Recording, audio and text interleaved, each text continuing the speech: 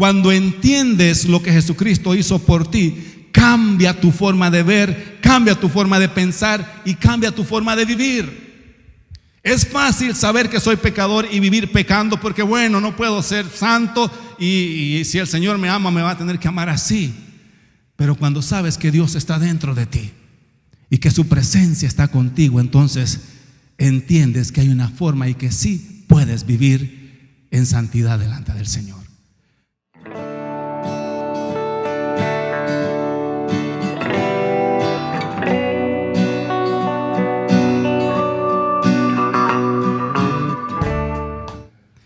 Abre tu Biblia en la primera carta del apóstol Juan, en el capítulo 3.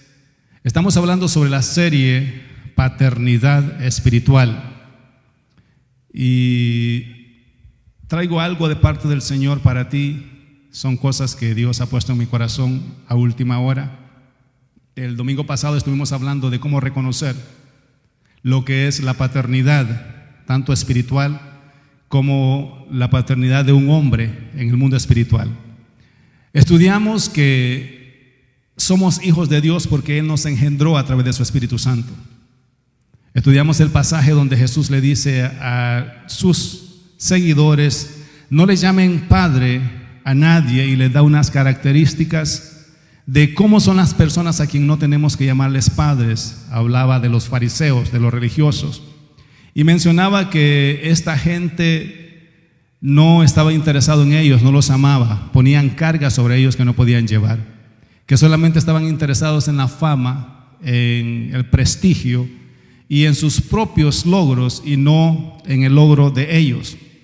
Y decíamos de que un padre siempre va a querer lo mejor para ti.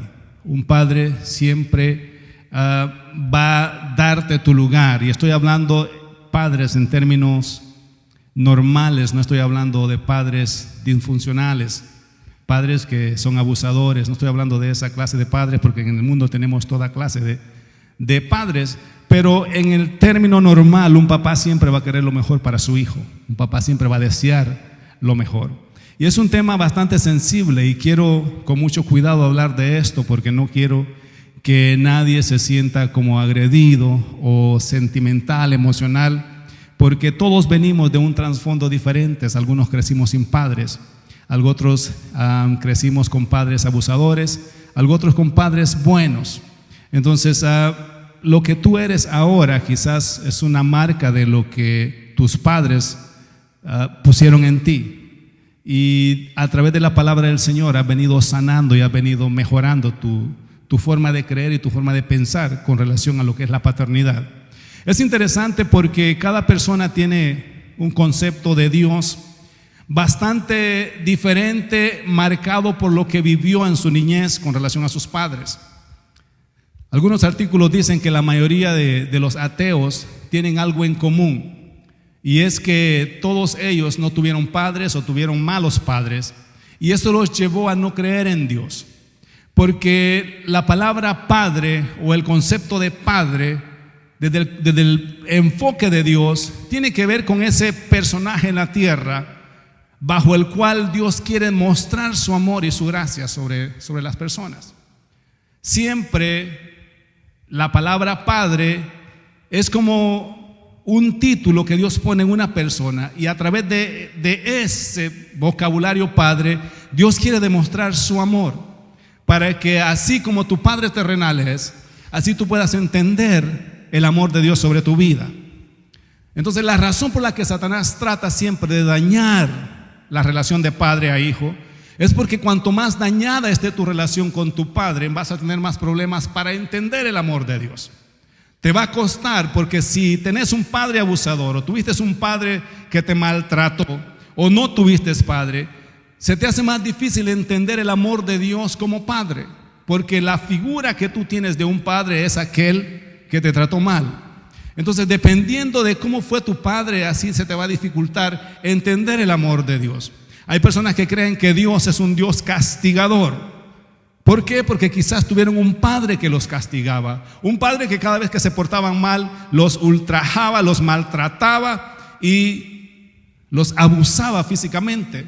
Entonces, cuando vienen a Dios y miran a Dios, como un padre, siempre le tienen un miedo, no un respeto ni un temor, sino un miedo de que si hago algo mal, Dios me va a castigar severamente, porque en mi subconsciente traigo una imagen de que así tiene que ser el padre. Ahora, si creciste en un padre amoroso, con un padre que te cuidó, se te hace más fácil entender el concepto de padre, de Dios como padre, porque la figura que te formó, que te amó, fue un padre terrenal. Entonces se te hace más fácil entender el amor de Dios para con tu vida. Entonces, esto de la paternidad tiene que ver con entender en qué condición crecí y qué dice la palabra con relación a cómo mi vida fue. Cuando vienes a Cristo y comienzas a leer la palabra del Señor, te das cuenta de que tus padres se equivocaron en muchas cosas y que ahora tú no puedes hacer los mismos o cometer los mismos errores que tus padres cometieron contigo, porque ahora estás aprendiendo cómo un padre tiene que ser de acuerdo a la palabra del Señor. ¿Alguien me está siguiendo hasta acá? Entonces esto mejora tu generación, porque ahora tu padre quizás nunca fue a la iglesia, quizás nunca fue a una conferencia de matrimonios, nunca fue a una conferencia de padres. Entonces no podemos culpar el comportamiento de nuestros antepasados, porque podemos entender en qué condiciones vivían. Quizás los que nacimos en el campo eran nuestros padres y nosotros y el vecino, quizás el más chismoso. Pero ahora ya estamos en otra generación. Ahora hay libros que te enseñan a cómo ser padres. Ahora tenemos la palabra de Dios más accesible. Ahora tenemos la tecnología a nuestra disposición, donde tú puedes escuchar 4 mensajes, 5 mensajes todos los días para ir creciendo en el conocimiento de Dios. Entonces no podemos cometer nosotros los mismos errores que cometieron nuestros padres hace 40, 50 o 30 o cuantos años tengas, porque ahora estamos en otra generación. Y siempre tenemos que pensar en cómo está mi vida como padre, si es que ya eres padre, o si eres hijo, cómo está tu vida como hijo, no basado en cómo fue tu vida antes, sino basado en lo que la palabra de Dios dice para nosotros. Por eso es que el libro de Efesios nos explica cómo tiene que ser el padre, cómo tiene que ser el hijo, el esposo, la esposa y aún el trabajador. Entonces, en el libro primero, o en la primera carta del libro de San Juan, o de la carta que escribió el apóstol Juan, nos dice de esta manera, no sé si ya lo tienes. Dice: mirad cuál amor nos ha dado el Padre, para que seamos llamados hijos de Dios. Por esto el mundo no nos conoce, porque no le conoció a Él. Amados, ahora somos hijos de Dios, y aún no se ha manifestado lo que hemos de ser. Pero sabemos que cuando Él se manifieste, seremos semejantes a Él, porque le veremos tal como Él es.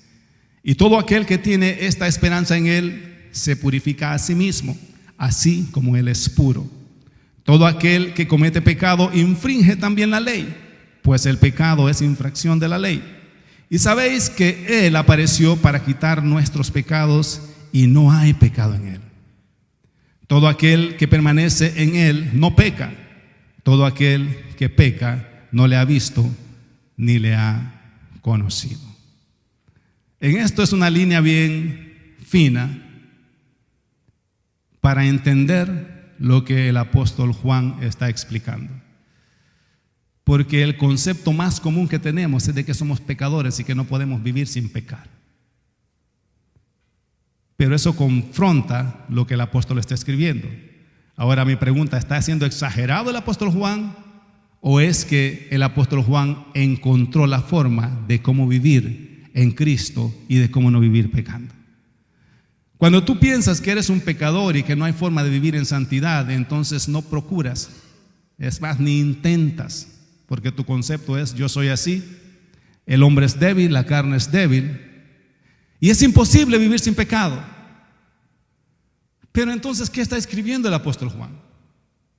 Lo primero que el apóstol Juan está diciendo es que miremos el gran amor con que Dios nos ha amado. Y esto creo que cada uno de nosotros vamos a tener diferente visión de lo que es el amor de Dios, basado en cuál fue nuestra niñez, en cuál fue nuestro crecimiento. Por eso te decía al principio, dependiendo qué padre tuviste, quizás eso te va a facilitar o te hará un poco más difícil entender lo mucho que Dios te ama. En esta mañana yo quería hablarte de lo que es la disciplina y cómo la disciplina te ayuda al crecimiento, pero el Señor esta madrugada me despertó y me dijo: quiero que hables de mi amor hacia ellos. Me cambió el bosquejo, me dijo: save para la próxima semana, pero te quiero dar algo para que hables. Y quiero que les hables del amor que yo les tengo. Y yo comencé a pensar cómo explicar en palabras humanas el amor de Dios, un amor que no se puede medir, que no se puede entender, un amor que sobrepasa todo entendimiento. Y yo le decía al Señor: ¿de qué forma se los puedo explicar para que lo entiendan? Y comencé a pensar sobre mi vida, cuánto el Señor me ama, qué tanto yo he recibido el amor o lo he aceptado. ¿Sabes que el apóstol Juan fue el que más aceptó el amor de Jesucristo? Por eso se le conoce como el apóstol amado. Y se conoce como el apóstol que más amaba a Jesús. Pero lo interesante de esa expresión es que solamente en el libro de Juan se encuentra. O sea, los otros apóstoles no decían que Juan era el apóstol amado o el discípulo amado. Era el mismo Juan que hablaba de él y decía: a mí Jesús me ama más que a todos. Los demás no dijeron nada de eso. Mi pregunta es: ¿cómo te sientes tú ante el amor de Dios? ¿Te sientes como un hijo despreciado o te sientes como el hijo a quien Dios más ama? A veces nos da miedo decir esto porque yo no quiero jactarme de mí mismo ni fantasioso. No, yo no creo que el Señor me ame tanto. Hay un poquito. Yo leía todo esto y yo decía: yo me quiero sentir así como el apóstol Juan. No sé tú, te lo voy a dejar a tu discreción. ¿Te sientes como el hombre a quien Dios más ama? Yo sí. Yo quiero sentirme como que a mí Dios me ama más que a todo el mundo. Ay, qué fantasioso ese pastor. What about you? Porque el apóstol Juan, esa era su posición. Por eso quedó escrito y se conoce teológicamente como el discípulo amado. Pero él fue el único que decía: yo soy el que más ama a Jesús. Yo no sé cómo Pedro se sentía, cómo Santiago se sentía, pero esa no era culpa de Juan. O sea, cómo se sentían los demás apóstoles no era culpa de Juan. Juan decía: así me siento. Y cuando veo la vida de Juan y toda su trayectoria, me doy cuenta que vale la pena sentirte amado por el Señor. ¿Sabes por qué? Porque cuando crucificaron a Jesús, todos se fueron. El único que estaba ahí a la pie de la cruz era Juan. Porque cuando tú te sientes que eres el que Dios más ama, no lo vas a dejar por nada. Pedro dijo: yo, Señor, si te van a hacer algo por encima de mi cadáver. Y Jesús le dijo: cuando el gallo cante. ¿Cuántas veces iba a ser? ¿2 o 3? En la clase tuvimos ese debate una de estas semanas. ¿Cuántas veces cantó el gallo? O si cantó o no cantó. Porque la Biblia no dice si cantó o no cantó. Solamente Jesús dijo que antes de que cantara el gallo. Y deducíamos que sí cantó, porque el que es gallo donde quiera canta. Pero le dijo: antes que el gallo cante vas a negarme 3 veces. O ya me has negado. Pero se suponía que le estaba diciendo que lo amaba y que nunca lo iba a dejar. ¿Sabes el que nunca lo abandonó? Aquel que se sintió más amado. El secreto para mantenerte fiel delante de Dios es saber cuánto Dios te ama. Amén. Dale un aplauso al Señor. Porque el concepto del Antiguo Testamento es: amarás al Señor con todo tu corazón. Entonces traemos ese concepto a veces al Nuevo Pacto y queremos sentir que nosotros amamos a Dios de acuerdo a las Escrituras. Pero es mejor sentirte amado por Jesús que sentirte que tú eres el que más lo amas. Porque cuando te sientes amado por Jesús, entonces vas a poder permanecer fiel. Tú le puedes fallar en tu amor hacia Él, pero Él nunca te va a fallar en su amor hacia ti. Amén. Dale un aplauso al Señor. Y por eso es que San Juan escribe así: digan, hermanos, miren cuán gran amor nos ha dado el Padre, que nos ha hecho hijos, o sea, nos ha puesto al nivel de Jesús en el mundo espiritual. Y dice: si ustedes entienden esto, ustedes van a poder vivir sin pecar, porque se van a dar cuenta de que Él ya perdonó todos tus pecados. y que ahora tú puedes vivir en Él y Él contigo. Lo que San Juan está diciendo es que cuando entiendes lo que Jesucristo hizo por ti, cambia tu forma de ver, cambia tu forma de pensar y cambia tu forma de vivir. Es fácil saber que soy pecador y vivir pecando porque bueno, no puedo ser santo y si el Señor me ama me va a tener que amar así. Pero cuando sabes que Dios está dentro de ti y que su presencia está contigo, entonces entiendes que hay una forma y que sí puedes vivir en santidad delante del Señor. Cuando la Biblia o cuando Juan dice que aquel que tiene esta esperanza en Él se purifica a sí mismo, no está hablando de una purificación espiritual, porque la purificación espiritual viene por la sangre de Cristo. Está hablando de un estilo de vida alineado con la que ya tú eres. Porque todo pecado es una decisión personal. Tú no puedes decir, no sabía que tener 3 mujeres era pecado, por eso pequé. Claro que sabías. Decidiste tener 3. O sea, todo pecado es una decisión. No sabía que irme a la discoteca y pasarme la noche rumbeando era pecado. Fíjese, pastor, no sabía que el diablo me tocó. El diablo no te tocó, decidiste tú mismo ir. Echaste gasolina, sabías a qué hora abrían la discoteca, llamaste a alguien. O sea, todo es una decisión personal. Por eso es que Juan dice que aquel que entiende estas cosas toma decisiones que van alineados con lo que ya tú eres. No vivimos en santidad para ser santos, vivimos en santidad porque ya somos santos por su sangre preciosa. Ese concepto te cambia todo. Es que voy a ayunar para hacerme más santo. No, desde el momento que recibiste a Jesucristo, su sangre te perdonó. Eso es lo que está diciendo Él. Sabéis que Él apareció para quitar todos nuestros pecados. Cuando lo recibiste, te limpió de todos tus pecados, te liberó de la esclavitud del pecado. Ahora eres libre para serle fiel al Señor o eres libre para ser infiel. Alguien le da un aplauso al Señor. ¿Qué vas a decidir? Mis hermanos, el amor del Padre siempre ha sido incomprensible e inexplicable. Y el Señor ponía una historia bien romántica que te la quiero leer para que podamos entender un poco quizás lo que es el amor de Dios para con nosotros. Y muchos nos vamos a identificar con esto. Porque hay una historia en el libro de Oseas de Dios con la nación de Israel. Y yo leí todo el libro de Oseas anoche y pensaba y decía yo, Señor, ¿cómo puede ser tan misericordioso? ¿Y cómo nosotros podemos expresar ese amor con las personas? O sea, ¿cómo puedo yo ser tan amoroso como tú eres con las personas? ¿Cómo puedo yo ser tan paciente? Porque a veces la paciencia es tenemos que ver de qué manera nos encontramos con una dosis más de paciencia, porque en este trabajo, especialmente los que trabajamos con personas, la paciencia tiene que ser una virtud y si no la tienes que buscarla. Y cuando miro la historia del pueblo de Israel y cómo Dios los mira y cómo esta gente le dañaban el corazón a Dios, desobedecían, se iban tras de los dioses, quemaban sus hijos en las manos de Moloch, le prendían inciensos a los dioses, a los Baales, y Dios decía, wow, pero si son mi pueblo, ¿cómo puede la gente salirse tanto del propósito de Dios?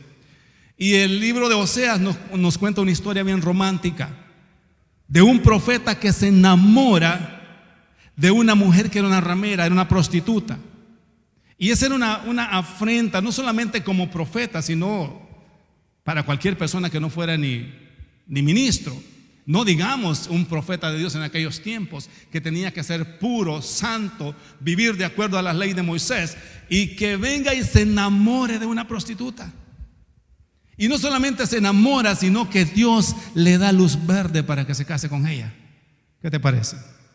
Oseas capítulo 1, versículos 2 y 3. Te voy a leer la Nueva Versión Internacional, porque el vocabulario del Antiguo Testamento a veces es un poco no complicado, pero esta versión es un poco más actual y más fácil de entender. Dice Oseas en el capítulo 1, versículo 2 y 3: la primera vez que el Señor habló por medio de Oseas, le dijo: ve y toma por esposa una prostituta y ten con ella hijos de prostitución, porque el país se ha prostituido por completo. Se ha apartado del Señor. Oseas fue y tomó por esposa a Gomer, hija de Diablallín.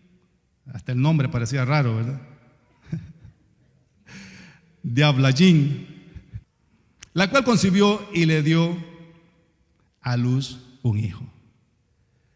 Más adelante vamos a estar entendiendo que los hijos que habla la Biblia no eran de Oseas, eran hijos que ella conseguía cuando se prostituía. Ahora, esto representa a la nación de Israel. Y para Dios darle un mensaje a la nación de Israel, le dice al profeta: ve y cásate con la prostituta. O sea, no es que Oseas tuvo que sacrificarse, es que Oseas de verdad la amaba. Porque yo quiero que veas los dos personajes. Oseas representa a Dios, la prostituta representa a Israel. Así como Oseas amaba a esta prostituta, así Dios amaba a la nación de Israel, o ama a la nación de Israel. Por eso le dice: yo quiero que vayas y te cases, porque quiero que en esta unión matrimonial la nación se dé cuenta de lo mucho que yo los amo. Wow. O sea, por eso que yo te decía, ¿cómo podemos entender el amor de Dios para nosotros? O sea, ¿cómo puede un hombre amar a una mujer a esa intensidad? No voy a preguntar cuántos lo harían, porque no quiero respuestas. Solo quiero dejártelo en tu corazón para que lo pienses. ¿Qué tal te enamoras de una mujer que no te ama, no te respeta? Y estás pidiendo la voluntad de Dios: me caso con ella. Y Dios te dice: cásate, hombre, tranquilo. No solamente estás equivocado, sino que Dios te está apoyando en tu error y en tu equivocación. Luego se va Oseas y se casa con la mujer. Aun cuando el amor de Dios para nosotros es incondicional, nuestra vida de pecado entristece su corazón. Esto lo tienes que saber, porque cuando hablamos de la gracia, a veces la gente piensa que la gracia es ese concepto de pecar y no sentir ningún remordimiento. Ese es un concepto totalmente equivocado, creer que la gracia es ese derecho que tengo de vivir en pecado y no sentirme ni siquiera mal.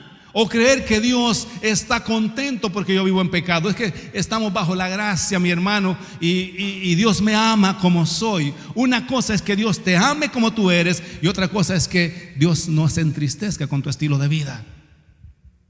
Porque el amor de Dios siempre tiene que ver con que el hombre sea parte del pecado. Si vivir en pecado fuera la voluntad de Dios, hubiese dejado a Adán y a Eva en el huerto, no hubiese mandado a su hijo a morir por tu vida y por mi vida, todo hubiese estado bien. Pero el propósito general de todo lo que Dios ha hecho desde el Antiguo Testamento y en el Nuevo Testamento es liberar al hombre de pecado. ¿Alguien dice amén? Entonces la nación de Israel pensaba como mucha gente piensa ahora en la gracia. Tenemos a un Dios misericordioso, tenemos a un Dios amoroso, podemos ir detrás de los Baales, sacrificarle a nuestros hijos, darle servicio a los dioses ajenos, comer de sus viandas, celebrar sus fiestas. Igual Dios nos va a amar, porque así somos nosotros y así nos ama el Señor.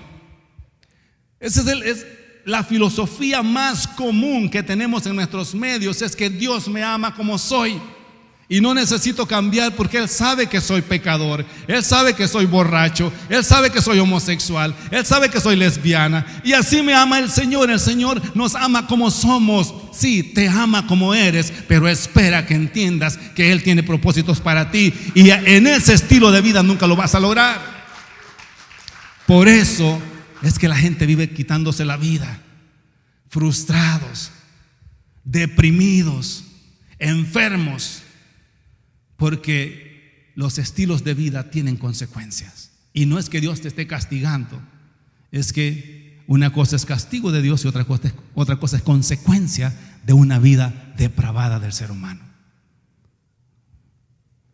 Dios está dispuesto a cuidarme, pero si yo me quiero quitar la vida de un puente, aunque ore, ayune, haya ayunado una semana y voy y me tiro del puente, Dios no va a venir a rescatarme. Es mi decisión.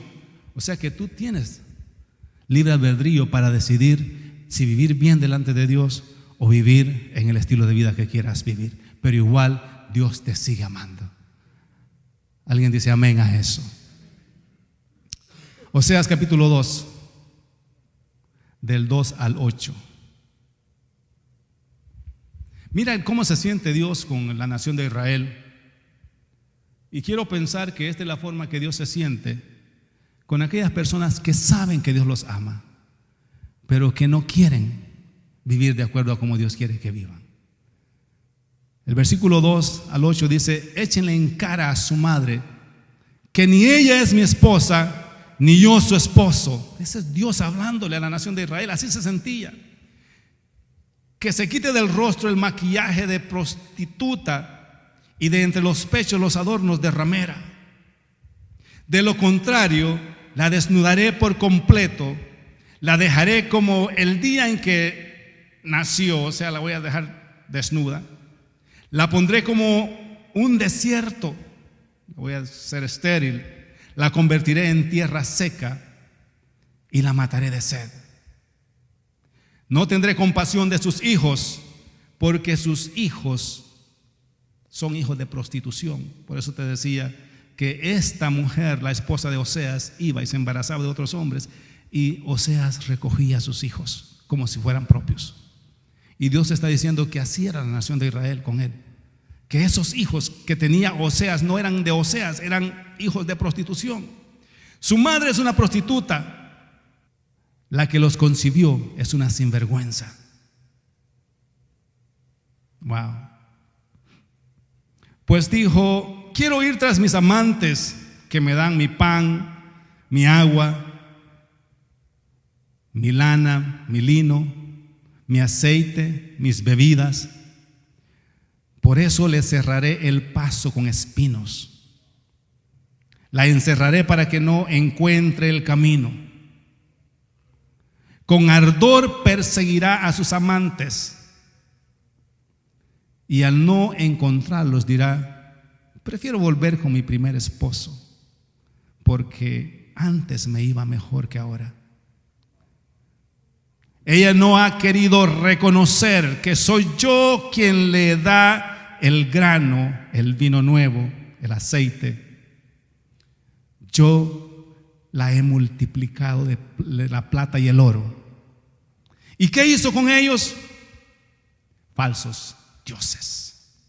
Tienes que tener cuidado cuando Dios te prospera, porque a veces estamos tan afanados en la prosperidad que nos prostituimos, creyendo que el dinero, las riquezas, la prosperidad económica tiene más valor que lo que Dios quiere que hagas en su reino. Pero con todo eso, dice Jehová, la amo tanto que la voy a acercar. O sea, voy a hacer que este negocio no le funcione, porque este negocio la va a llevar a la perdición. Le voy a cerrar esta relación personal, porque este hombre la va a destruir. Le voy a quitar esto, porque va por mal camino. Todo lo que te ha pasado en la vida, si no te ha resultado, es que quizás Dios te está cuidando por amor, porque quiere que vuelvas. Y que cuando te vaya mal digas: ¿será que me conviene ir a la iglesia mejor? Hace tanto tiempo que no voy a la iglesia, y desde que dejé de ir a la iglesia me ha ido mal, me ha ido de la patada. Hoy estoy peor que antes. Creo que necesito regresar a la iglesia. Es eso lo que Dios está diciendo en nuestros tiempos actuales. No pienses que Dios te está castigando porque no te ama. Te está cuidando para que reconozcas que Él es tu esposo y Él es tu padre. Dale un aplauso al Señor.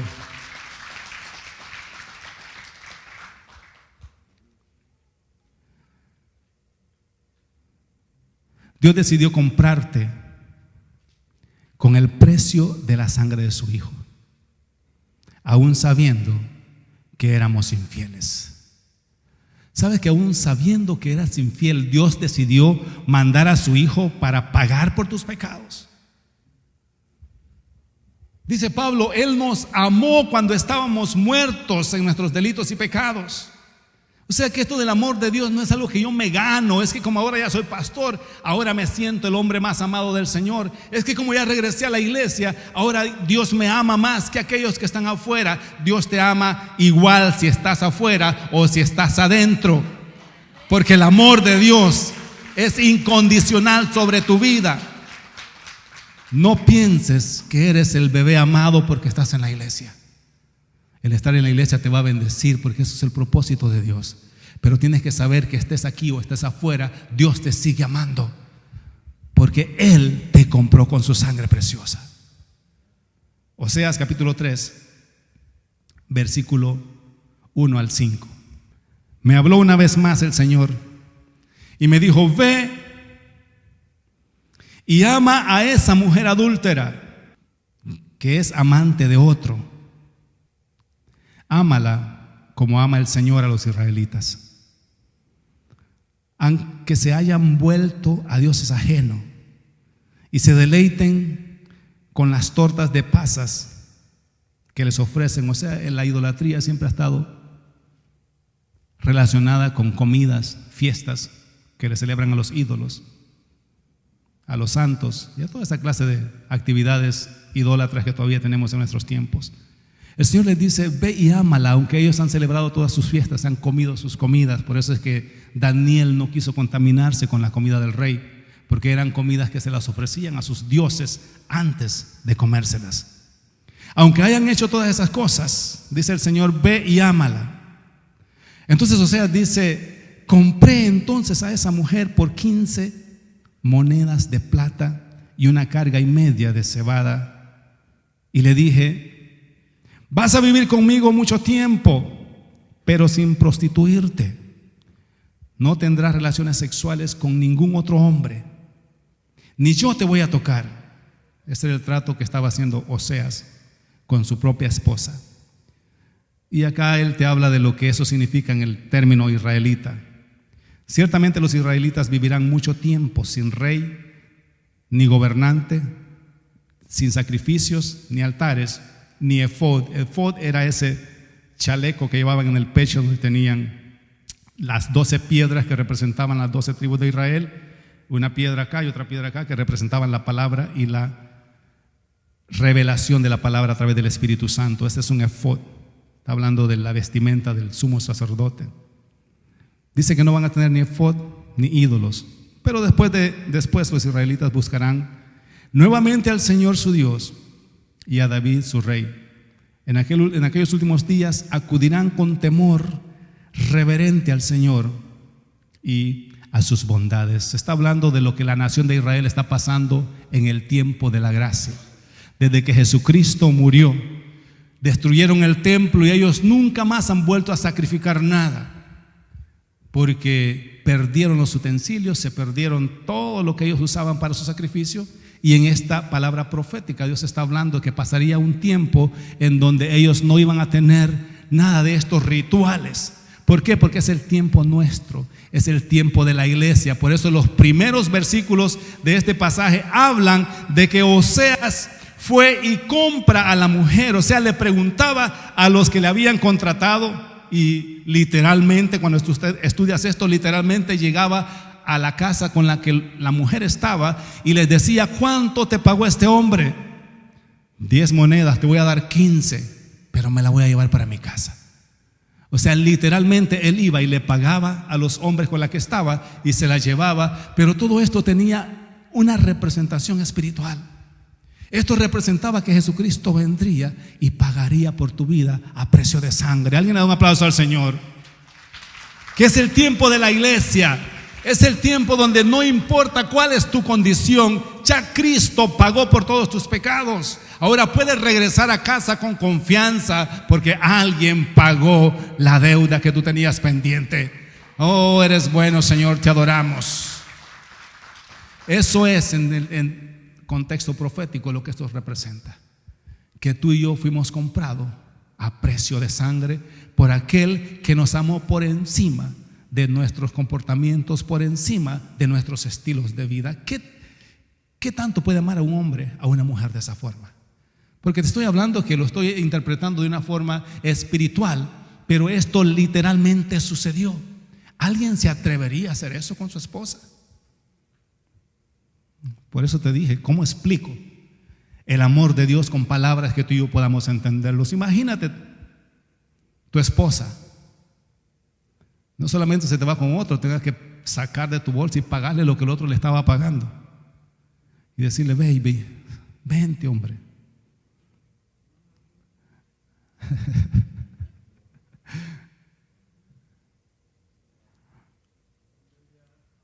Ese es el amor del Señor para nosotros, mis hermanos.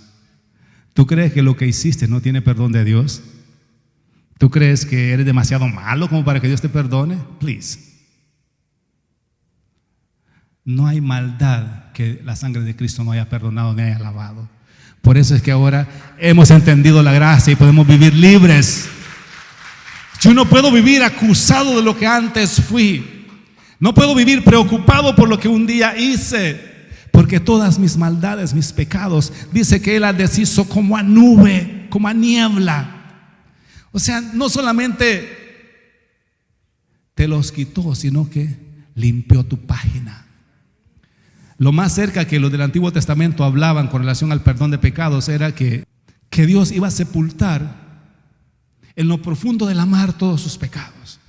Y hablaban así porque todavía la sangre de los toros y de los machos cabríos no tenía el poder para deshacer el pecado, simplemente lo cubría. Por eso es que el escritor dice que como está lejos el oriente del occidente, o como es, ya no sé dónde estoy, así hizo alejar mis maldades. Dice que Él sepultó en lo profundo de la mar todos mis pecados. Pero ese es un vocabulario de Antiguo Testamento, porque Cristo no había derramado. Pero ahora ya tus pecados no están ni en el occidente, ni en el oriente, ni en lo profundo de la mar. Ahora no existen, porque Él los limpió, te lavó, te perdonó. Él no tiene memoria más de aquello que un día hiciste. Ese es el amor del Padre para nosotros. Ese es el amor de Dios para ti, para mí. Porque cuando no entiendes y no aceptas estos, vives sintiéndote culpable por lo que un día hice. Ay, no quiero ser pastor porque todo el mundo me conoce ahí en la ciudad de Gatesburg, ¿quién fui? O Riverdale, cualquiera que sea tu ciudad. Y a veces el pasado no te deja servir al Señor con libertad, porque siempre andas en tu conciencia lo que alguien va a pensar de ti por lo que fuiste. Te tengo buenas noticias, libérate, Dios te quiere usar.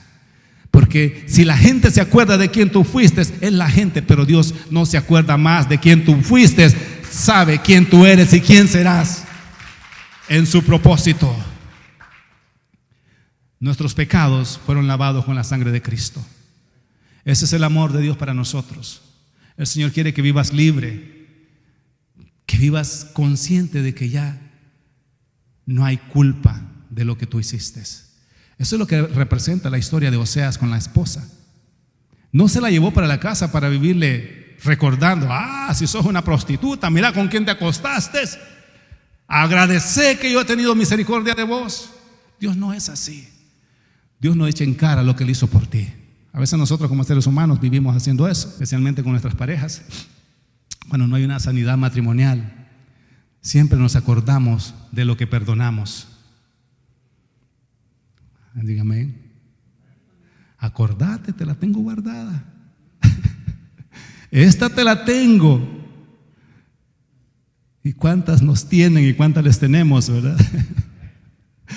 Dile a tu esposa: no me tienes ni una. Ya el Señor no se acuerda de eso, tú tampoco. Me acuerdo la camisa verde que andabas ese día, y me acuerdo los zapatos que andabas. Las mujeres son detallistas para acordarse de cosas. Uno dice: what are you talking about? ¿Te acordás el 27 de abril de 1930? No hay nadie así de viejo. Dios perdonó todos nuestros pecados para que vivamos en libertad y para que aprendamos a amar a la gente con esa libertad con que nos ha liberado. ¿Cuántos dicen amén a eso? ¿Cuántos están dispuestos a amar a alguien así como Dios te ha amado a ti? Porque ese es el propósito de Dios, que entendamos estas cosas. Porque si Dios me perdonó tantas cosas a mí y a ti también, porque no quiero ser yo el único malo acá, ¿por qué no podemos tener ese mismo concepto con relación a otras personas? ¿Por qué somos duros con alguien más y no nos acordamos de dónde el Señor nos liberó, de dónde el Señor nos sacó? ¿Por qué no le podemos decir al vecino: bueno, si Dios me perdonó, también yo puedo perdonarte a ti? Dios, a través de su gran amor incomprensible, te seguirá buscando hasta llegar a tener una relación personal y una relación íntima contigo. Eso lo tienes que saber. No importa dónde te encuentres, no importa cómo estés, no importa si te importan las cosas de Dios o no te importa, Dios te seguirá buscando hasta que puedas tener una relación personal con Él. Así nos ama tanto el Señor. Ay, es que Dios se olvidó de mí. ¿Quién te dijo semejante mentira? ¿Qué diablo te habló al oído y te dijo que ya Dios se olvidó de ti? Dios te seguirá buscando hasta que pueda tener una relación personal íntima contigo. Mira lo que dice Oseas ahí mismo. Si quieres leer toda esta historia, yo solo te estoy dando algunos párrafos, pero tú puedes leer la historia completa, te va a bendecir, porque esto es muy profundo, lo que es el amor de Dios. Oseas capítulo 2, versículo 14 al 23, dice: por eso ahora voy a seducirla. Mira qué bonito habla el Señor. Me la voy a llevar al desierto y le hablaré con ternura. Qué romántico el Dios que tenemos. Ahí o allí le devolveré sus viñedos, o sea, todo lo que ella cosechaba. Y convertiré el valle de desgracia en el paso de la esperanza. Allí me corresponderá, como en los días de su juventud, como el día en que salió de Egipto. Está hablando Dios de Israel como una mujer. En aquel día, afirma el Señor, ya no me llamarás mi Señor, sino que me dirás esposo mío. Qué bonita, ¿verdad? Lo que te está diciendo el Señor. Te quitaré de los labios el nombre de los falsos dioses y nunca más volverás a invocarlos. Aquel día haré en tu favor un pacto con los animales del campo, con las aves de los cielos y con los reptiles de la tierra. Eliminaré del país arcos, espadas y guerra, para que todos duerman seguros. Yo te haré mi esposa para siempre y te daré como dote el derecho y la justicia. Eso es lo que Dios ha hecho con nosotros, el amor y la comprensión. Te daré como dote mi fidelidad, o sea, Él es fiel contigo. Y entonces conocerás al Señor. En aquel día yo responderé, afirma el Señor. Yo le responderé al cielo y el cielo le responderá a la tierra. La tierra le responderá al cereal, al vino nuevo y al aceite. Y estos les responderán a Jezreel. Ese era un hijo de esta mujer que se casó con Oseas. Yo la sembraré para mí en la tierra. Me compadeceré de la indigna, de compasión. Al pueblo ajeno le llamaré pueblo mío, y él me dirá mi Señor. Está hablando de ti y está hablando de mí. Me gusta esta última parte, porque pueblo ajeno se refiere a todos aquellos que no somos nacidos de Israel, pero que le hemos conocido a través de su Hijo Jesucristo. Alguien le da un aplauso al Señor. Ese es el Padre que tenemos. Ese es el Dios que te está buscando. Ese es el Dios que te quiere hablar al oído, el Dios que te quiere consolar, conquistar. No importa cómo has sido, no importa que tengas hijos de la fornicación o del adulterio, Él dice, me la voy a llevar al desierto, la voy a conquistar. O sea, ¿cómo te habla Dios cuando te habla? Sabes que Dios nunca te va a hablar para reprocharte de lo que hiciste. Dios siempre te habla con amor. A veces me sorprende cuando Dios me dice, ve y dile a esta persona esto y esto. Yo digo, Señor, ¿estás seguro? Porque quizás como tú conoces algunas cosas de su vida, dices, pero ¿cómo pareciera que le está diciendo lo contrario de lo que le debería de decir? Le debería decir, hijo del diablo, pecador, rebelde. Pero Dios viene y le dice, eres la niña de mis ojos. Con amor te he amado. Y uno dice, seguro, Señor, que eres tú hablando o qué. Pero es que ese es el amor de Dios. No es el amor como nosotros lo miramos. Nosotros amamos de acuerdo a como el comportamiento de la persona lo merece. Si se portó bien, te amo bastante. Si la esposa se portó bien, pues te amo más. Te llevo a la tienda, te compro zapatos. Si se portó mal, no hay dinero para eso, mami. No es mi caso, pero en algunos casos es así. Pero Dios es un Dios que no toma en cuenta lo que tú hiciste, porque quiere conquistarte, porque quiere enamorarte y quiere que vuelvas a tener una relación personal e íntima con Él.